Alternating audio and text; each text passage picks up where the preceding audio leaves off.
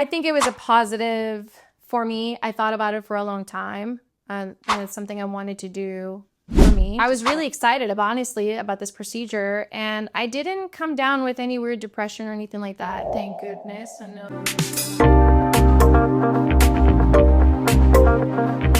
Hi, I'm Sabrina, and this is Talk Plastic Surgery, where we talk about the good, the bad, and the ugly.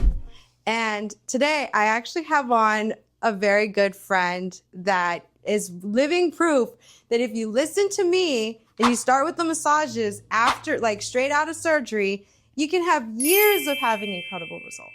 So without further ado, please welcome Natalia. Hi everyone. I'm Natalia. I'm so excited to be here. Yay! And Yay. On that note, what procedure did you have done and where did you have it done? So I had a 360 Lipo BBL. I think that's the right term. In Los Angeles. And so when you were deciding to go to Los Angeles to have your procedure done, did you do research and all of that stuff? I did. I looked, obviously, a lot of before and afters. Obviously, I think everything now is on social media. So I actually go to that spa for injections, like filler, Botox, or any facials. So just visiting there, they started doing this procedure. So I think they call it a skinny BBL because it wasn't as invasive, and I wasn't, I guess, that big to begin with. So it just kind of needed, I guess, a lighter version. Yes. So so I kind of just talked to them about it and felt comfortable there. And I had a relationship with all the other nurses and injectors. So then I met the doctor, and and I decided to go there. And when you went under, did you go under local anesthesia or was it general anesthesia? So one of the main reasons why I decided to go there was because I was scared to go fully under, being that I've had one surgery before, not plastic surgery, just a medical procedure. And I had a hard time with, anesthesia going fully under. It took a while for me to wake up. I had really low blood pressure. So it did affect me. So after that, they were saying, oh, we do it with local anesthesia. So, it's pain-free, but you're still awake and you still know what's going on. They said it reduces a lot of the risk that you get with general anesthesia. So, yeah. Yeah. And so when you went under local, did you feel any of it? I did towards the end. So you definitely have to have high pain tolerance, I think, because at the beginning it was great. They gave you, laughing gas, if you will. So it kind of really relaxed me.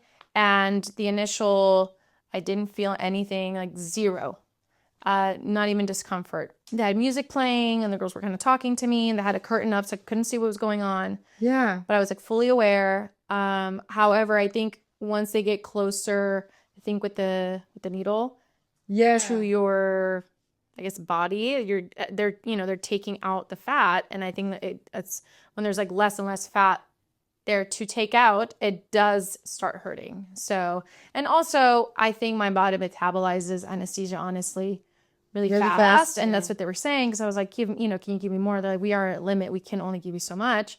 So they kind of just tried. I was like, just hurry up, because I did start to feel like a burning sensation. So that wasn't my favorite. Don't want to scare anyone, but I do also want to be real. But this is also so important though, because I had someone else. So if everyone goes and watches that other podcast show, where she actually didn't feel anything when she went under local. Yeah. But then I get some people that do go under local and they feel everything, like from the beginning to the end, and it's excruciatingly painful. But then that's good that you actually didn't feel anything until the very end. Did they give you any medication too on top of the anesthetics that they gave you? I know they ended up giving me morphine towards the end because I was just, I was in so much pain. But it wasn't that long. I felt like it was a long time, but it really was about 5 minutes that like the last 5 minutes where it was really painful. Oh, that's fantastic. It felt longer because it was like you feel everything, but they gave me morphine, and then I was fine. Like recovery wasn't hurting as bad until maybe like 2 to 3 days later when everything kind of wears off and you feel really, really sore for sure. Yeah. And when did you come back to Vegas? Like after your procedure? I think on the third day, was it? Because I called you. I remember I was researching already about lymphatic, draining massages on the way back to Vegas. So it was, I think, on day 3. I was on the way, and my mom was driving, and I was just kind of laying back and being very careful. And I found her. Yeah. So, and I saw her right when I got to Vegas. I was like, when's as fast as you can see me? And yeah, she was right there. Yes. Oh, so then you drove. Yeah. How was the drive back? Well, because I think flying is more unsafe after a procedure than driving. So, yeah, definitely. Yeah. And you know, if you do end up flying, a lot of those surgeons, they recommend waiting at least 2 weeks. Right. Some people wait 1 week. I've had girls and guys that come back literally the next day and just blood clots, right. That's circulation and everything. Yeah, that's the biggest thing that's scary. Scary. So driving was a little uncomfortable, but I have an SUV and I kind of laid down, that way I can lay down most of it and just as if I was in a recovery hospital bed. So I kind of propped myself up like that. And it wasn't bad. I mean, it was a 3.5-hour drive. So yeah, so it's comfy. Yeah. Awesome. So did they recommend massages or did you just see that somewhere else? They did not, which I think is important to mention because I don't know if that's the only doctor I've been to, but I have other friends that said they didn't mention massages at all. I have another friend that said her doctor did mention it. But what's interesting is no one said it's mandatory or they really want you to do it. It's kind of like, if you want to, go ahead. I think it's a must, 100%. 100%. I couldn't have imagined what my body would have looked like if you weren't there because it's scary to even think about. Yeah. Yeah. And as soon as we got started, I'll never forget that first day. And you had a little dent from the faja because that's normal. In the beginning, you're like Play-Doh. So anything that touches your skin, it's so it weird. literally It stays, moistens your skin. I know. And weird. you're like, so am I deformed? Is it going to be like that forever? And I was like, no, we're going to get rid of it. Yes. And so how was your recovery, feelings and everything, as far as the pain and being uncomfortable and all of that the first few weeks? So definitely the worst pain was the first 3 days. And then I would say by day 5 or 6, it was a lot better. Obviously the first massage I got with you was definitely the most painful. Just because you're straight out of op, right? Yeah, and we do days after. Right. I think it was day 2 or day 3. Yeah. It was literally as soon as you got back to Vegas, we just started doing massages. Yeah, so it was obviously tender. You have incisions, they just did something, to your body. So yeah, you feel it. However, I would take ibuprofen 800. So I would take something like an hour or 2 before she came over to kind of diminish that tenderness. But I feel like that was the best time to do it was right after I was done because I feel like I had the best. I already had creasing from, like she said, the faja. So if I didn't do that, I probably would have stayed there, I think, longer. It would have. But yeah. But then I think by 2 weeks, I was feeling really, really good, actually.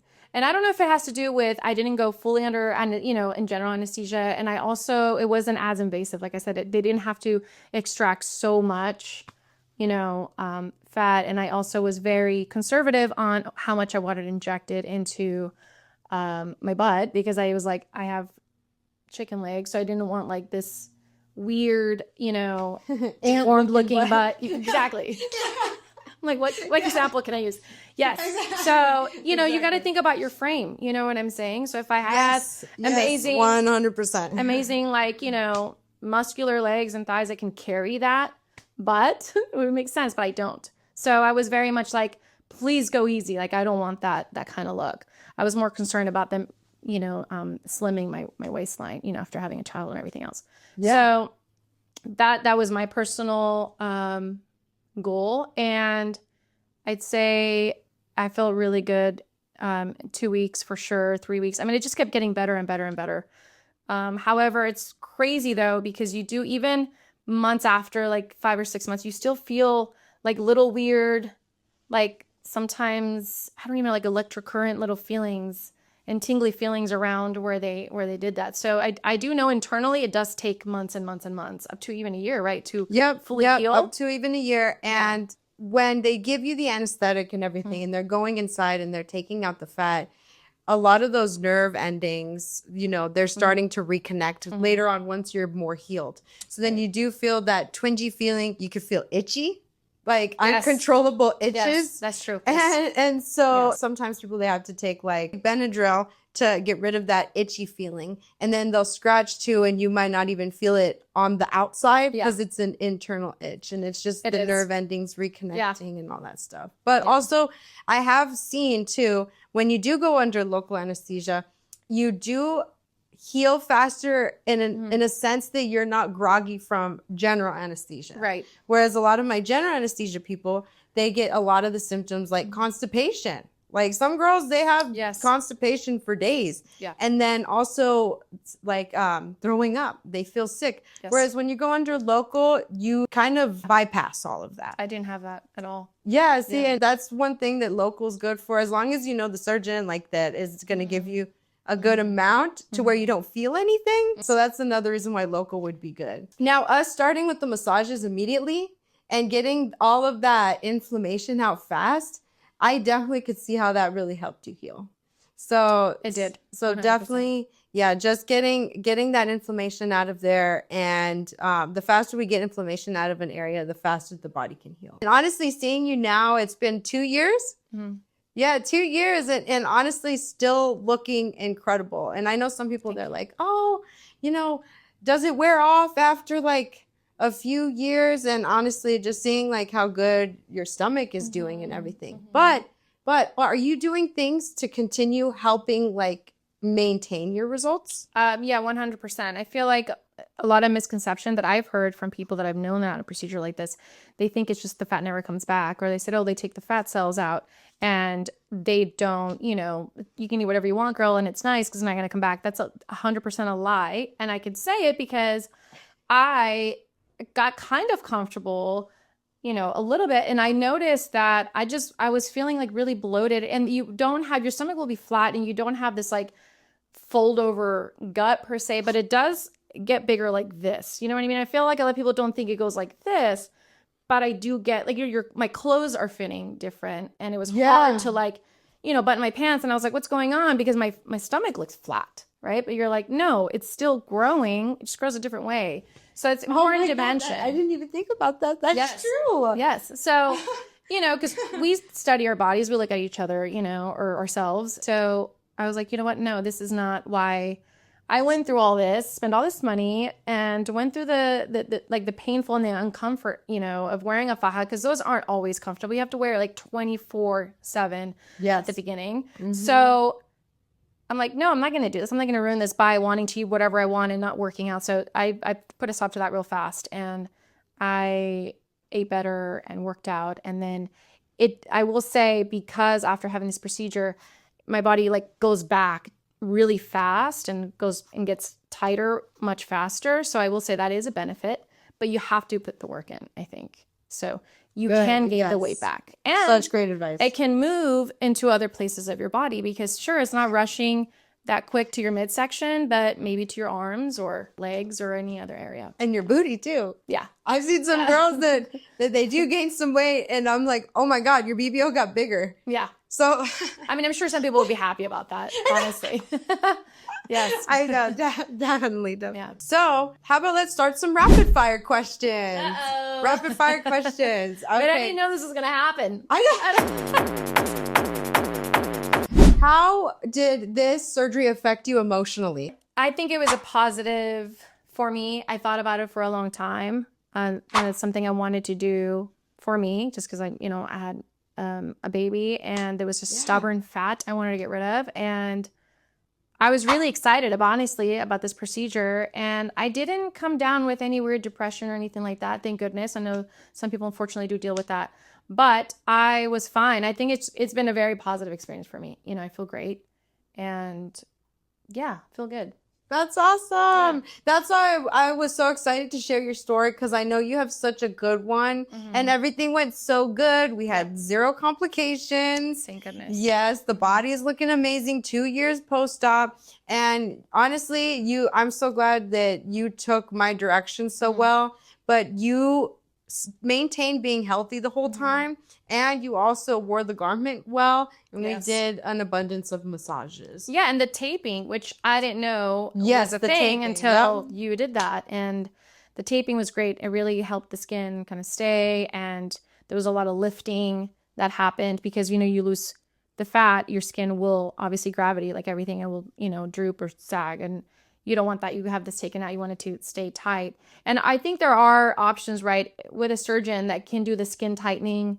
I heard it's also painful for procedure as well, but I didn't do that. So definitely you using the tape, I think was very helpful. Yeah. Yeah, and it really did lift the skin, especially on your back. Yeah.